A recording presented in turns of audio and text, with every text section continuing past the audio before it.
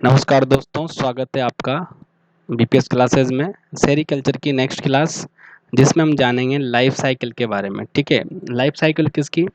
यहाँ पर हम एक एग्जांपल ले लेते हैं। लाइफ साइकिल जैसे हमने बहुत सारे रेशम कीट पढ़ लिए हैं, लेकिन लाइफ साइकिल हम पढ़ेंगे बॉम्बिक्स मोराई की। किसकी पढ़ेंगे? Bombyx mori. आपको पढ़ाया होगा कि जो मोरस एल्बा जो होता है प्लांट, उसको फीड करने वाला जो रेशम कीट है उसको बोलते हैं बॉम्बिक्स मोराई। इसकी फैमिली बॉम्बिसीडी। ठीक है, अब देखिए लाइफ साइकिल में पहले आएगा एडल्ट। आपको पता होगा लाइफ साइकिल हम एवरेज करके देखेंगे। एडल्ट में मेल एंड फीमेल, इनके मैं साइन बना देता हूँ, मेल और फीमेल। एडल्ट की अगर लाइफ साइकिल की बात करें तो एडल्ट ज़्यादातर 2 से 3 दिन तक ही जिंदा रह पाता है। ठीक है, एडल्ट जिंदा रहा 2 से 3 दिन तक। इन्होंने आपस में क्या किया? इन्होंने आपस में कोपुलेशन किया। Copulation, without copulation no population. ठीक है, तो कोपुलेशन आपस में मिलना। इसके बाद फीमेल ने क्या देना स्टार्ट किया? फीमेल ने हैचिंग स्टार्ट की। सॉरी, हैचिंग नहीं, एग लेइंग, इसको बोलते हैं एग्स। फीमेल ने क्या देना स्टार्ट किया? एग देना स्टार्ट किया। और एक बार में जो फीमेल है वो कितने अंडे दे सकती है? एग्स की जो संख्या मान लो आप 400 से 600 अंडे। ठीक है, 400 से 600, ये बहुत इंपॉर्टेंट डाटा है।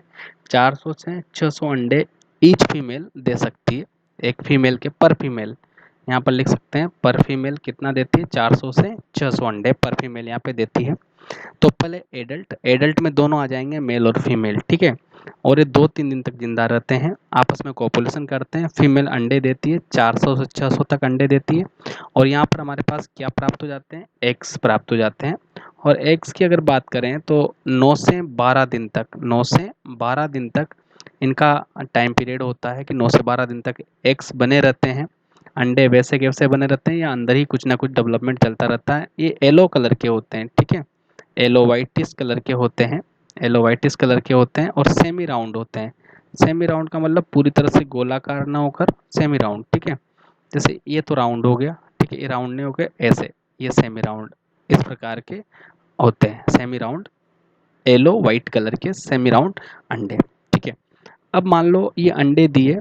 ठीक है, तो अंडे ज़्यादातर ये हमेशा किस पे देते हैं? अंडे ज़्यादातर, जैसे ये रेशम, रेशम सहतूत का पेड़ है, रेशम सॉरी सहतूत का पेड़ है, और सहतूत की ये लीफ है। सहतूत की किसकी लीफ है? सहतूत की लीफ। लीफ का ये कौन सा पार्ट है? इधर वाला अपर, और ये कौन सा पार्ट है? लोअर। ठीक है, तो पूरे अंडे यहाँ पर देते हैं। जैसे ये यहाँ पर इन्होंने अंडे यहाँ पर देना स्टार्ट कर दिया, तो अंडे कहाँ पर देंगे? यहाँ पर अंडे देना। ये अंडों का यहाँ पर बंच, 400 से 600 पर फीमेल ने अंडों का यहाँ पर बंच बना दिया है। ठीक है, ये यहाँ दे दिया। और ये किस साइड पे देंगे? ये देंगे हमेशा लोअर साइड पे। किस साइड पे? लोअर साइड पे देंगे।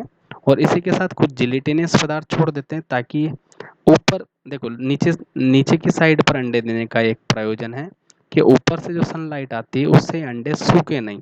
तो ये नीचे की साइड पर, लोअर साइड पर सनलाइट कम आती है, ऊपर की साइड पर इसलिए अंडा नहीं देती, क्योंकि नीचे की साइड पर क्या आती है? सनलाइट कम आती है। सनलाइट से बचने के लिए, सनलाइट से बचने के लिए हमेशा लीफ की लोअर साइड पर ही क्या देगी?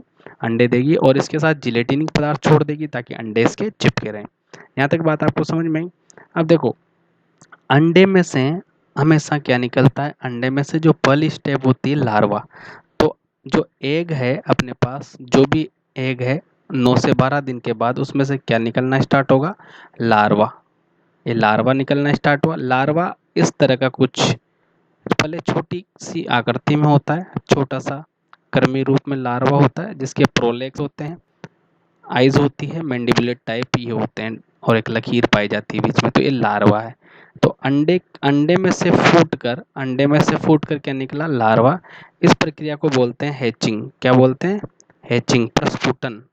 तो हैचिंग में 9 से 12 दिन का टाइम लग सकता है। हैचिंग में 9 से 12 दिन तक टाइम लग सकता है, इसलिए मैंने यहाँ पे आपको बताया, मेंशन किया हुआ है कि यहाँ पर 9 से 12 दिन किसके हैं? ये अंडे के हैं। समझ में आई बात?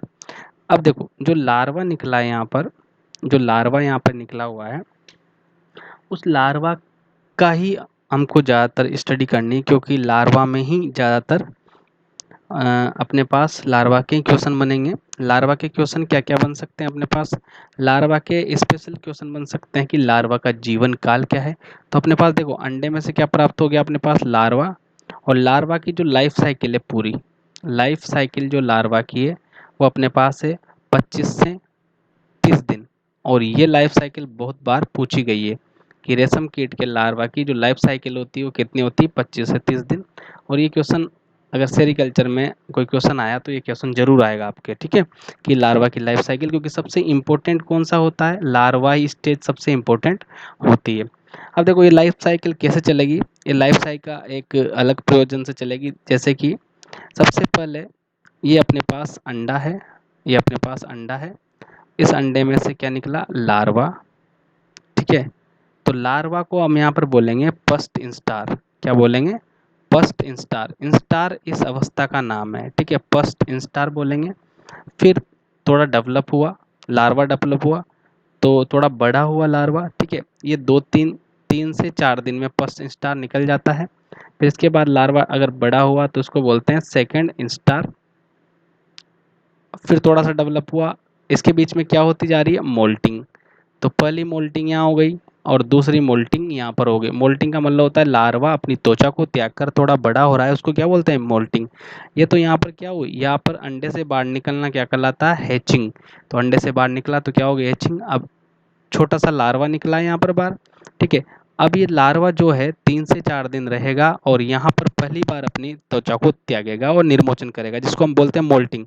तो जो फर्स्ट मोल्टिंग होती है उसके बाद लार्वा बड़ा हो गया, ठीक है, फर्स्ट मोल्टिंग के बाद लार्वा बड़ा हो गया, छोटे से बड़ा हो गया, तो इसको बोलते हैं सेकंड स्टार। और जो अंडे से जो पहली बार निकला है विदाउट मोल्टिंग या डायरेक्ट जो आया है उसको बोलेंगे फर्स्ट स्टार। वो 3 से 4 दिन बाद क्या करेगा? मोल्टिंग करके, फर्स्ट मोल्टिंग करके किस में बदल जाएगा? सेकंड स्टार, यानी बड़ा हो गया है, सेकंड स्टेज पे आ गया है। अब सेकंड स्टार में क्या होगी? सेकंड मोल्टिंग, तो इसमें क्या हो जाएगा? थर्ड स्टार में ये बदल जाएगा, थर्ड स्टार में बदल जाएगा।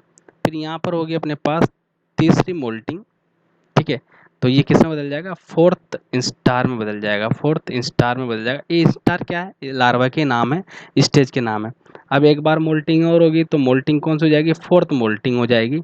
तो ये किस में बदल जाएगा? फिफ्थ स्टार में ये बदल जाएगा, फिफ्थ स्टार में ये बदल जाएगा।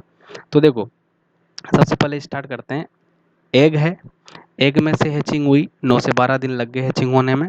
उसके बाद छोटा सा एक कर्मी रूपी लार्वा निकला, उस लार्वा को बोला first instar, first instar. Instar क्या है? Stage of larva. In larva की स्टेज अलग अलग, फर्स्ट सेकंड थर्ड, ये लार्वा की स्टेज है, इनको स्टार के रूप में जानते हैं। तो फर्स्ट और सेकंड जो है, फर्स्ट लार्वा जो फर्स्ट है, लार्वा को क्या माना? फर्स्ट, फर्स्ट स्टार, जो कि लार्वा हैचिंग के बाद जो पहली बार आया उसको फर्स्ट इंस्टार माना है। 3-4 दिन बाद फर्स्ट मोल्टिंग होगी, मोल्टिंग फर्स्ट होगी, उसके बाद ये लार्वा बड़ा होकर किस में बदल जाएगा? सेकंड स्टार में, सेकंड स्टार में बदल जाएगा। उसके बाद थोड़े दिन बाद फिर मोल्टिंग होगी। तो मोल्टिंग का मतलब होता है अपनी त्वचा को त्याग कर बड़ा होना, यानी धीरे धीरे ग्रोथ करना, क्योंकि इस टाइम पर लार्वा एग्रेसिवली फीड करता है बहुत ज़्यादा, ये हेर्बिवोरस होता है, तो पत्तियों को बहुत तेज़ी से खाता है, तो जल्दी जल्दी बड़ा होता है। तो ये लार्वा की स्टेजेस है। तो फर्स्ट मोल्टिंग, ठीक है, फर्स्ट मोल्टिंग, उसके बाद सेकंड मोल्टिंग, ये फर्स्ट मोल्टिंग, ये सेकंड मोल्टिंग, थर्ड मोल्टिंग और फोर्थ मोल्टिंग। तो यहाँ पर मानी जाती है कि कितनी मोल्टिंग होती है? 4 मोल्टिंग होती है। और 4 मोल्टिंग के बाद पांचवा इंस्टार आ जाता है, ठीक है, 4 मोल्टिंग के बाद पांचवा इंस्टार आ जाता है, या इसको बोलते हैं फिफ्थ लार्वा। क्या बोलते हैं? Fifth larva.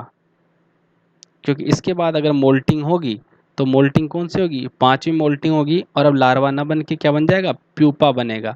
प्यूपा एक स्टेज है जिसमें ये खाना बंद कर देता है, रेस्टिंग फेज होती है, ठीक है, तो वो पांचवी मोल्टिंग के बाद आएगी। लेकिन चौथी मोल्टिंग के बाद, चौथी मोल्टिंग के बाद क्या आ जाएगा? पांचवा इंस्टार। ये लार्वा की लास्ट स्टेज है। इसमें लार्वा लगभग लगभग 10 सेंटीमीटर लंबा हो जाता है, इसमें लार्वा लगभग 10 सेंटीमीटर लंबा हो जाता है, इतना लंबा लार्वा हो जाता है, ठीक है। लार्वा मतलब इल्ली, ठीक है, लार्वा को तुम क्या बोल सकते हो? इल्ली। तो यहाँ तक समझ में आ गई लाइफ साइकिल। और लार्वा की ये पूरी लाइफ साइकिल यहाँ फर्स्ट लार्वा से लेकर फोर्थ फिफ्थ लार्वा यानी तक, कितने दिन की होती है? 25 से 30 दिन की, ये भी आपको याद रखना है। अब इसमें 3-4 चीज़ें इंपॉर्टेंट है। पहले तो लार्वा की पूरी लाइफ साइकिल याद रखनी है। उसके बाद आपको याद रखना है कि अंडे से बाहर निकलना हैचिंग कहलाता है। और कितनी मोल्टिंग में पांचवा लार्वा प्राप्त हो जाता है? 4 मोल्टिंग में। 4 या 5 मोल्टिंग टोटल होती है। 4 या 5 मोल्टिंग टोटल होती है। और कौन सा लार्वा सबसे बड़ा होता है? तो याद रखना, पांचवा लार्वा जो होता है सबसे बड़ा होता है। पांचवें लार्वा के बाद कौन सी स्टेज आ जाती है? प्यूपा स्टेज आ जाती है। और ये प्यूपा जो स्टेज है, ये प्यूपा स्टेज है, वो 4 से 12 दिन तक रहती है। 4 से 12 दिन तक ये प्यूपा स्टेज अपने पास रहती है। यहाँ पर ये कोई फीडिंग नहीं करता है। अब मैं इसको डायग्रामेटिक प्रेजेंटेशन से आपको समझाने की कोशिश करता हूँ, ठीक है। वहाँ जल्दी समझ में आएगा आपको डायग्रामेटिक प्रेजेंटेशन से। वहाँ पे थोड़ा डायग्राम बना दूंगा तो वहाँ पे तो आपके लिए सहूलियत हो जाएगी, ठीक है। तो आपको केवल लाइफ साइकिल अगर देखनी है ये बॉम्बिक्स मोराई की, तो एक बार डायग्रामेटिक प्रेजेंटेशन में बता देता हूँ आपको। जैसे कि ये अंडा है, ठीक है, ये अंडा यहाँ पर है, इसको अपन ने, ये ठीक है, ये अंडा है। इसके बाद अपने पास इसमें से क्या होगी? इसमें से होगी हैचिंग। हैचिंग मतलब प्रस्फुटन, यानी अंडे में से लार्वा निकलना। ये ठीक है, लार्वा। लार्वा किस पर है? ये लीफ है। किस पे? लीफ। ये पत्ते, सॉरी, ये लीफ ही बना देता हूँ मैं, आपको थोड़ा जल्दी समझ में आएगा, ठीक है। लीफ किसकी? होस्ट प्लांट की लीफ। ज़्यादातर लीफ वाले ग्रीन पार्ट को ये खाता है। तो यहाँ पर मैं बना देता हूँ लीफ, ठीक है। लीफ बना दी मैंने, ठीक है। ये लीफ, और ये क्या है? ये लार्वा है, ठीक है। अब इसको ये फीड करेगा, ठीक है, इसको ये फीड करेगा। फीड करेगा तो हैचिंग के बाद ये क्या हो गया? First larva. अब यहाँ पर थोड़ी देर बाद ये लगातार रेगुलर फीडिंग करेगा। क्या करेगा? Regular leaf feeding. Regular leaf feeding करेगा। इसके बाद ये लार्वा थोड़ा बड़ा होगा, ठीक है, ये थोड़ा बड़ा लार्वा हो गया, ठीक है। ये सेकंड लार्वा। और ये यहाँ पर देखो, फर्स्ट लार्वा सेकंड लार्वा बनने के लिए क्या करना पड़ेगा? मोल्टिंग करनी पड़ेगी, तो फर्स्ट मोल्टिंग, ठीक है। अभी भी लगातार ये खाया जा रहा है, ठीक है, अभी भी लगातार ये खाया जा रहा है। तो धीरे धीरे मोल्टिंग एक बार फिर होगी, सेकंड मोल्टिंग होगी। सेकंड मोल्टिंग में लार्वा थोड़ा बड़ा हो जाएगा, लार्वा थोड़ा बड़ा हो जाएगा, फिर भी ये खाया जाएगा, ठीक है। ये लार्वा बड़ा हो गया और रेगुलर लीफ ईटिंग चली रही है। ये अपने पास हो गया थर्ड लार्वा। थर्ड लार्वा अपने पास मिल गया। अब यहाँ पर रेगुलर फीडिंग करते करते यहाँ पर मोल्टिंग एक बार फिर होगी, ये थर्ड मोल्टिंग। तो ये अपने पास आ जाएगा फोर्थ लार्वा। ये अपने पास फोर्थ लार्वा, फोर्थ नंबर का लार्वा। ऐसे लगातार मोल्टिंग होगी, तो लास्ट मोल्टिंग पे अपने पास जो लार्वा प्राप्त होगा वो अपने पास ये वाला लार्वा प्राप्त होगा, जो कि कौन सा लार्वा कहलाएगा? फिफ्थ लार्वा कहलाएगा। फिफ्थ लार्वा कहलाएगा, ठीक है। और मोल्टिंग लास्ट में कौन सी रहेगी? फोर्थ मोल्टिंग के बाद कौन सा लार्वा? Fifth larva.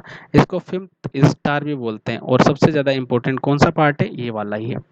तो यहाँ पर इसमें लार्वा की विशेषता बता दूं मैं आपको फिफ्थ लार्वा की, कि ये फिफ्थ लार्वा है अपना, और इसकी थोड़ी आइज होती है मैंडिबुलेट टाइप, यहाँ एक लकीर होती है ऊपर, ग्रीन कलर का लार्वा होता है। और ठीक है, अब ये जो फिफ्थ लार्वा है, ये फिफ्थ लार्वा है, इन्होंने लगातार खा लिया, ठीक है, लगातार रेगुलर फीडिंग कर ली, लीफ की फीडिंग लगातार यहाँ तक कर ली, फुल पेट भर गया है। अब ये इसके देखो, यहाँ इसके सिर पर, ये सिर होता है इसका, यहाँ पर इस सिर, लार्वा का सिर, ठीक है। तो इस सिर को ये रोटेट करता है, रोटेट करता है। और रोटेशन, सिर को रोटेट करेगा, रोटेशन कितने? 65 आरपीएम से, रोटेशन पर मिनट से, 65 रोटेशन पर मिनट से क्या करेगा? रोटेट करेगा। अब रोटेट करेगा तो याद रखना, इसके ऊपर यहाँ पर एक ग्लैंड होती है, लार्वा के ऊपर एक ग्लैंड होती है। उस ग्लैंड को हम बोलते हैं सिल्क ग्लैंड। क्या बोलते हैं? सिल्क ग्लैंड, जो लार्वा के हेड पे होती है, सिल्क ग्लैंड। ये बेसिकली कौन सी ग्लैंड होती है? ये स्लाइवरी ग्लैंड ही होती है। जैसे अपनी लार निकलती है, उसका ही होमोलोगस है स्लाइवरी ग्लैंड का है। या फिर इसको बोल सकते हैं लेबियल ग्लैंड, जो होठों पे होती है, लेबियल ग्लैंड, सिल्क ग्लैंड या लेबियल ग्रंथि, यानी इसको बोल सकते हैं लार ग्रंथि का ही रूपांतरण है। लार ग्रंथि का ही क्या है? रूपांतरण है। लार ग्रंथि का ही रूपांतरण है, ठीक है। यहाँ पर लार ग्रंथि का रूपांतरण है। अब देखो, जो फिफ्थ लार्वा होता है, एक बार मैं आपको इसको इरेज कर देता हूँ और नया बनाता हूँ। यहाँ पर जो फिफ्थ लार्वा होता है ये वाला अपने पास, ये फिफ्थ लार्वा है, इसके ऊपर ये लाइन बना दी हमने। और यहाँ पर प्रोलेक्स, छोटे छोटे लेग्स होते हैं प्रोलेक्स, ये यहाँ पर डिनोट करें। और यहाँ पे क्या है, यहाँ पर इसका हेड है और हेड को घुमाएगा कितने आरपीएम से, आरपीएम हो जाएगा इसके 65 आरपीएम से हेड को घुमाएगा। और यहाँ पर लार निकलेगी किससे, ये छेद होता है जिसको बोलते हैं स्पिनिरिएट। ठीक है, स्पिन रेट एक छेद होता है, स्पिन रेट एक छेद होता है। स्पिन रेट एक छिद्र का प्रकार है जो, याद रखना, किस ग्रंथि से निकलता है, सलाइवरी ग्लैंड से। सलाइवरी या इसको बोलते हैं सिल्क ग्लैंड, सिल्क ग्लैंड से अपने पास निकलेगा। ठीक है, सिल्क ग्लैंड से निकलेगा यानी लार ग्रंथि से निकलेगा। और सिल्क ग्लैंड किसके होमोलोगस है, सलाइवरी ग्लैंड के। ठीक है, होमोलोगस है, मतलब ये इनकी उत्पत्ति समान है सिल्क ग्लैंड। और एक इसको लेबियल ग्लैंड यानी होठों पे खुलती है इसलिए लेबियल ग्लैंड भी इसको बोल दिया जाता है। ये लेबियल ग्लैंड ही होती है सिल्क ग्लैंड। और किसके होमोलोगस है, सलाइवरी ग्लैंड के होमोलोगस है। और याद रखना इसकी जो डक्ट होती है, इस ग्लैंड की डक्ट होती है, कहाँ तक जाती है, हैंड गट तक जाती है। मतलब यहाँ से, ये तो छेद है केवल यहाँ तो, लेकिन ये ग्लैंड कहाँ तक पाई जाती है, हाइंड डक्ट, इसकी जो डक्ट है हैंड गट तक जाती है यानी पीछे की आर नाल से। और दोनों दो लाइन, दो जो पाइपलाइन जैसी ग्लैंड होती है ये आपस में एक छिद्र से खुलती है हेड पर, इसको बोलते हैं स्पिन रेट। ठीक है, अब देखो ये लगातार ये वाला जो सिर है यहाँ से लार टपकेगी, लार टपकेगी। और ये लार को, ये जब हेड 65 रोटेशन से घूमेगा और पूरे शरीर पे घूमेगा तो लार पूरी कहाँ पे लिपट जाएगी, पूरे शरीर के। ये लार जो है वो क्या हो जाती है, ऐसे फोल्ड बना लेती है, पूरे शरीर के लार क्या बना लेती है, फोल्ड बना लेती है। और ये पूरा के पूरा लार्वा एक जाल के अंदर सिकुड़ जाता है, पूरा के पूरा लार्वा एक जाल के अंदर सिकुड़ जाता है। और ये क्या बना लेता है, कोकून। क्या बना लेता है, कोकून, या हिंदी में बोले तो कोवा। ठीक है, अंदर चला जाता है इसके। और क्योंकि ये सूख जाता है, व्हाइट कलर का होता है लार, और ये सूख जाता है, तो पूरा कीड़ा जो लार्वा है, जो अपने पास इंसेक्ट है, worm like larva, fifth larva, ये अपने हेड से कुछ स्रावित करता है। और एक हेड पर जो ग्रंथि पाई जाती है उससे लार समान द्रव्य स्रावित करता है, जो कि एक प्रोटीन ही होता है जो पूरे शरीर पर फैल जाता है, इस जाले बना लेता है और वो सूख जाता है। और उसको क्या बोलते हैं, कोकून। जो इसका कोकून होता है, कोकून के अंदर क्या रहता है, लार्वा रहता है। अब लार्वा क्या करेगा, रेस्ट करेगा। लार्वा क्या करेगा, रेस्ट करेगा, रेस्टिंग फेज करेगा। और ये क्या करेगा, मोल्टिंग करेगा। कौन सी मोल्टिंग, फिफ्थ मोल्टिंग। और एक चुपचाप अंदर ही अंदर क्या चलेगा इसमें, हिस्टोलाइसिस और हिस्टोजेनेसिस, उत्तकों का बनना और उत्तकों का गलना। तो ये किस अवस्था में चला जाएगा, ये प्यूपा अवस्था में चला जाएगा। किस अवस्था में, प्यूपा। ठीक है, रेस्टिंग फेज होती है प्यूपा अवस्था, जिसका टाइम मैंने आपको पहले बता दिया था। ठीक है, रेस्टिंग फेज होती है। और ये आराम से कुछ भी खा नहीं पाते हैं, कुछ भी खा नहीं पाते हैं। ठीक है, और नॉन फीडिंग स्टेज है। कोई बोले कि नॉन फीडिंग स्टेज कौन सी है, तो अपने पास कौन सी है, प्यूपा, नॉन फीडिंग, कुछ भी नहीं खा पाएंगे। और ये कोकून सूख जाएगा। और ये कोकून जो जाल बना है ये आपस में किस रूप में निकलेगी, ये रेशम के रूप में आपको प्राप्त होगी। समझ में आया यहाँ पर। प्यूपा का जो जीवन काल होता है वो 4 से 12 दिन का होता है, 4 से 12 दिन का जीवन काल होता है प्यूपा का। फिर ये क्या करता है प्यूपा, ये देखो जब अंदर ही अंदर किस में बदल जाएगा, प्यूपा में बदल जाएगा। तो अंदर यहाँ पर एक चेंजेस हुआ, याद रखना। ये लंबा सा कीड़ा है, वो किस कीड़े में बदल गया है, अंदर ही अंदर एक प्यूपा में बदल गया है, जो छोटा इंसेक्ट के रूप में, एंग इंसेक्ट के रूप में दिखेगा। इसमें कुछ भी ज़्यादा डेवलप नहीं होगा, लेकिन हाँ ये कीड़ा अंदर बदल गया है प्यूपा में। और इसको काट कर, इस जाल को काट कर ये बाहर आ जाएगा। हालांकि इसमें ज़्यादा डेवलपमेंट नहीं हुआ है, लेकिन इसको क्या बोलते हैं, प्यूपा बोलते हैं। अभी पंख और जन्नांग ज़्यादा डेवलप नहीं हुए हैं। और ये क्या है, प्यूपा। ठीक है, और ये किसको काट के आ गया है, ये कोकून को भेद कर आ गया है। कोकून इसने ब्रस्ट कर दिया है बाहर निकलने के लिए, और ये आ गया है। ठीक है, और ये बाहर प्यूपा, और प्यूपा से वापस से क्या होगा, प्यूपा का लाइफ काल याद रखना 4 से 12 दिन है। ठीक है, जो अंदर ही अंदर ये पूरा कर लेता है। कहाँ पे पूरा करता है, अंदर। और बाहर क्या बन के निकलता है प्यूपा से, ये एडल्ट बन के निकलता है बाहर। क्या बन के निकलता है, एडल्ट। तो कोई बोले प्यूपा बाहर आता है, हाँ प्यूपा बाहर आता है, लेकिन क्या बन के आता है, एडल्ट। और प्यूपा अंदर कितने दिन तक रहता है, तो लार्वा से एक लंबी सी इल्ली से एक जो एडल्ट लाइक स्ट्रक्चर में अंदर ही बदल जाता है। इसमें लगते हैं इसको कम से कम 4 से 12 दिन। तो प्यूपा स्टेज कहाँ रहती है? कोकून के अंदर ही रहती है। प्यूपा स्टेज कहाँ रहती है? कोकून के अंदर ही प्यूपा स्टेज अपनी पाई जाती है। ठीक है, प्यूपा स्टेज या सुंडी अवस्था, इसको बोलते हैं सुंडी अवस्था। ये कहाँ पाई जाती है? कोकून के अंदर। और कोकून से बाहर निकलती क्या? एडल्ट बन जाता है। ठीक है, क्या बन जाता है? एडल्ट बन जाता है। यहाँ तक समझ में आया आपको? तो ये पूरी इसकी लाइफ साइकिल है। अगर पूरी लाइफ साइकिल सिल्क मोथ की लाइफ साइकिल पूछी जाए, सिल्क इंसेक्ट, इंसेक्ट बोल सकते हैं, सिल्क इंसेक्ट की पूरी लाइफ साइकिल पूछ जाए तो 30 से 35 दिन इसकी एवरेज रहेगी। क्या रहेगी? एवरेज लाइफ साइकिल 30 से 35 दिन। एवरेज लाइफ साइकिल 30 से 35 दिन। अगर सिल्क के लार्वा की पूछी जाए, जो कि सबसे इंपॉर्टेंट है, लार्वे की पूछी जाए तो याद रखना इसकी रहेगी 25 से 30 दिन।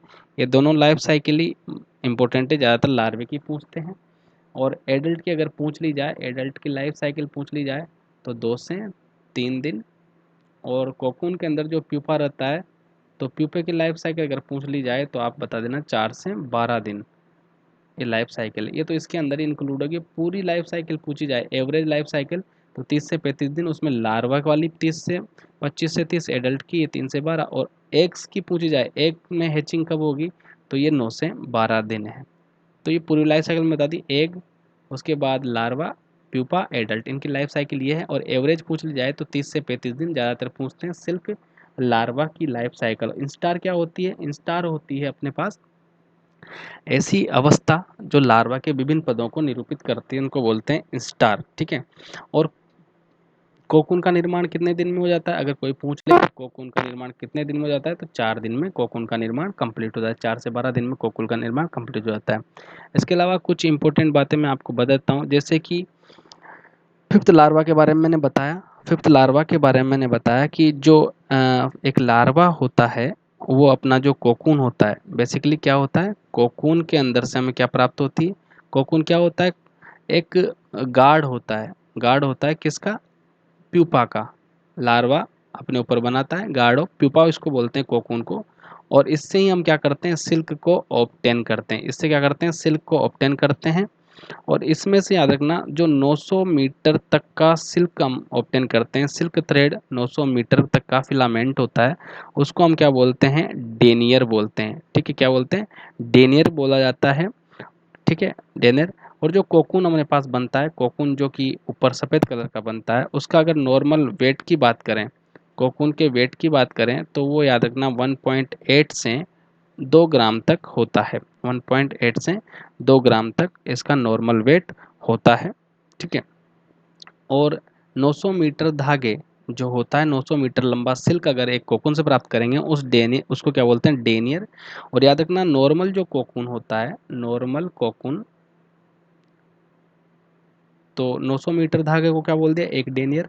लेकिन एक कोकून में से लगभग लगभग 1.8 से 3 डेनियर तक हम प्राप्त कर सकते हैं। 3 डेनियर का मतलब होता है 3000 मीटर तक, यानी 2700 तक हम क्या कर सकते हैं? तो याद रखना, एक लगभग 2 से 3 डेनियर का होता है एक कोकून, यहाँ तो याद रखना। और अगर बात करें, यहाँ पर हम बात करें कि अगर हमें इल्ड देखी जाए तो 2500 कोकून जो होते हैं, 2500 कोकून, अगर इनकी इल्ड देखी जाए इन कोकून्स की, तो याद रखना लगभग 45 किलोग्राम सिल्क हम इनसे प्राप्त कर सकते हैं। 2500 कोकून को मिला लो तो लगभग आधा केजी, यानी 0.45, यानी आधा केजी के लगभग हो गया, यानी 500 ग्राम तक हम सिल्क प्राप्त कर सकते हैं। किससे? कोकून से। इसके अलावा कुछ और भी पॉइंट अगर मैं आपको बताना चाहूँ जो इसमें इम्पोर्टेंट रहेंगे, तो वो ये आपको ध्यान रखने पड़ेंगे कि जो बॉम्बिक्स मुराई के बारे में पढ़ रहे थे, वो बॉम्बिसिडी फैमिली के हैं। और इसमें जो लाइफ साइकिल होती है बॉम्बिक्स मोराई की, लाइफ साइकिल होती है बॉम्बिक्स मोराई। ठीक है, इसकी फैमिली बॉम्बिसिडी है। फैमिली क्या होती है इसकी? बॉम्बिसिडी, याद रखना ये भी, बॉम्बिसिडी इसकी फैमिली है। इसके अलावा इसमें 4 स्टेज होती है, याद रखना, जो आपको पढ़ा दिए मैंने। कौन सा? एग, लार्वा, प्यूपा और लास्ट में एडल्ट। ये पूरा इसको कंप्लीट मेटामॉर्फोसिस बोलते हैं, कंप्लीट मेटामॉर्फोसिस का हिस्सा है। ठीक है, कंप्लीट मेटामॉर्फोसिस का ये हिस्सा होता है। और अगर सिल्क के बारे में बात करें, हम कुछ पॉइंट बच जाएंगे इस क्लास में भी, सिल्क के बारे में बात करें तो इसको बोलते हैं queen of textile. Queen of textile, textile मतलब वस्त्र उद्योग, वस्त्र उद्योग की यानी कपड़े वाली इंडस्ट्री की ये क्यून होती है। और इसको किस नाम से जाना जाता है? Bio steel. बायो स्टील किसको बोलते हैं? नॉन एज सिल्क को किससे जाना जाता है? सिल्क को क्या बोलते हैं? Bio steel. Steel, bio steel इसको क्यों बोला है? क्योंकि ये बायोलॉजिकल प्रोडक्ट में मजबूत है, मजबूत धागा। स्ट्रेंथ, स्ट्रेंथ ऑफ फाइबर इसकी ज़्यादा है, स्ट्रेंथ और फाइबर ज़्यादा है, इसलिए इसको किस नाम से जाना जाता है? बायो स्टील के नाम से भी जाना जाता है। और क्यून ऑफ टेक्सटाइल इसलिए जाना जाता है क्योंकि ये बहुत ही सॉफ्ट और मुलायम होती है, सभी कपड़ों से बेहतर होती है, इसलिए क्यून ऑफ, इसको क्यून ऑफ टेक्सटाइल भी बोला जाता है। अब देखिए इसमें कुछ टर्मिनोलॉजी बच गई है, और इसके अलावा कुछ इंपॉर्टेंट बातें जो एग्जाम व्यू से हैं वो हम थर्ड क्लास में पढ़ेंगे।